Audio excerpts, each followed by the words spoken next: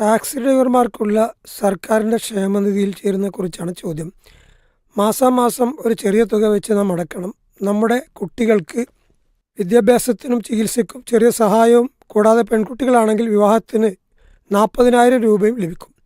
കൂടാതെ അടച്ച തുകയുടെ 75% തിരികെ ലഭിക്കും. 60 വയസ്സ് കഴിഞ്ഞാൽ ചെറിയ പെൻഷൻ ലഭിക്കും. ഇത് അനുവദനീയമാണോ എന്നാണ് ചോദ്യം. ഇത് നേരത്തെ സൂചിപ്പിച്ചതുപോലെ അതിൻ്റെ ഒരു പൊതു സ്വഭാവത്തിൽ നിന്ന് മനസ്സിലാകുന്നത് സർക്കാർ ഒരു ക്ഷേമ പദ്ധതി ഉദ്ദേശിച്ചുകൊണ്ട് നൽകുന്ന ഒരു സ്കീമായിരിക്കാം. അതിൻ്റെ മറ്റു വിശദാംശങ്ങൾ അറിയില്ല.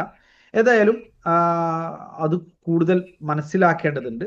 ഇപ്പം ചില കാര്യങ്ങൾ, ഇപ്പം നിങ്ങൾ ഇത്ര തുക അടച്ചു കഴിഞ്ഞാൽ നിങ്ങൾക്ക് നിർണിതമായി ഇത്ര തുക ഇന്ന അതായത് 10 വർഷം കഴിയുമ്പോൾ ഇത്ര തുകയായിട്ട് നിങ്ങൾക്ക് അത് തിരികെ ലഭിക്കും എന്ന രൂപത്തിലുള്ള സംഗതികളുണ്ട്. ഈ സുകന്യ സമൃദ്ധി എന്നൊക്കെ പറയുന്ന രൂപത്തിലുള്ള പോസ്റ്റ് ഓഫീസൊക്കെ ആയിട്ട് ബന്ധപ്പെട്ടിട്ട് അങ്ങനെയുള്ള ചില പദ്ധതികളുണ്ട്. അതാവില്ല എന്ന് വിചാരിക്കുന്നു. ഇതിലൂടെ ഞാൻ മനസ്സിലാക്കുന്നത് ഈ ടാക്സി ഡ്രൈവേഴ്സിന് അവരൊരു നിശ്ചിത തുക ഓരോ ടാക്സി ഡ്രൈവർ, ഇതിൽ പങ്കാളികളാകുന്ന ടാക്സി ഡ്രൈവേഴ്സ് ഗവൺമെന്റിലേക്ക് അടക്കുന്നു. ഗവൺമെന്റ് അവരുടെ ക്ഷേമ പ്രവർത്തനം ഉദ്ദേശിച്ചുകൊണ്ട് ഈ തുക സമാഹരിക്കുകയും അതിൽ നിന്ന് അവർക്ക് ഈ പറഞ്ഞ പോലെ അവരുടെ ഈ വിദ്യാഭ്യാസമായിട്ട് ബന്ധപ്പെട്ടോ ചികിത്സയുമായി ബന്ധപ്പെട്ടോ ചെറിയ രൂപത്തിലുള്ള സഹായങ്ങൾ നൽകുന്നു. അവർക്കൊരു പെൻഷൻ പ്രായം എത്തിക്കഴിഞ്ഞാൽ അവർക്ക് പെൻഷനും അതിലൂടെ നൽകുന്നു. അതുപോലെ തന്നെ ഈ പെൺകുട്ടികൾ ഉള്ളവരാണെങ്കിൽ അവരുടെ വിവാഹവുമായി ബന്ധപ്പെട്ട് ചിലപ്പോൾ നിർണയിക്കപ്പെട്ട ഒരു തുക അവർക്ക് നൽകുന്നു. ഇത്തരത്തിലുള്ള കാര്യങ്ങളായിരിക്കും. ഒരു പക്ഷേ ആ പെൺകുട്ടി വിവാഹം കഴിച്ചേക്കാൻ ചിലപ്പോൾ വിവാഹം ഉണ്ടായില്ല എന്ന് വരെ ഒക്കെ സംഭവിക്കാവുന്ന കാര്യമാണ്. അപ്പോൾ അത്തരത്തിലുള്ള ക്ഷേമ പദ്ധതിയിൽ പ്രത്യക്ഷത്തിൽ കുഴപ്പമൊന്നും കാണുന്നില്ല.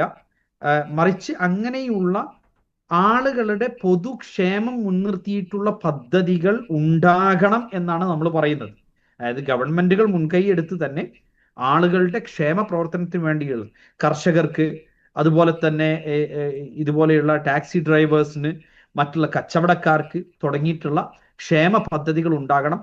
ഇനി അത്തരം ക്ഷേമ പദ്ധതികൾ ഗവൺമെന്റ് തലത്തിൽ നിന്ന് ഇല്ല എങ്കിൽ ഇത്തരം മേഖലകളുമായി ബന്ധപ്പെട്ട് സാമൂഹിക പ്രവർത്തനം നടത്തുന്ന ആളുകൾ അവർക്കിടയിൽ തന്നെ, ഇപ്പം നമുക്കറിയാം ഓരോ മേഖലയിൽ ജോലി ചെയ്യുന്ന ആളുകൾക്കിടയിലും അവരുടേതായ സംഘടനകളുണ്ട്. അപ്പോൾ അവർക്കൊരു ക്ഷേമനിധി തുടങ്ങാവുന്നതേയുള്ളൂ.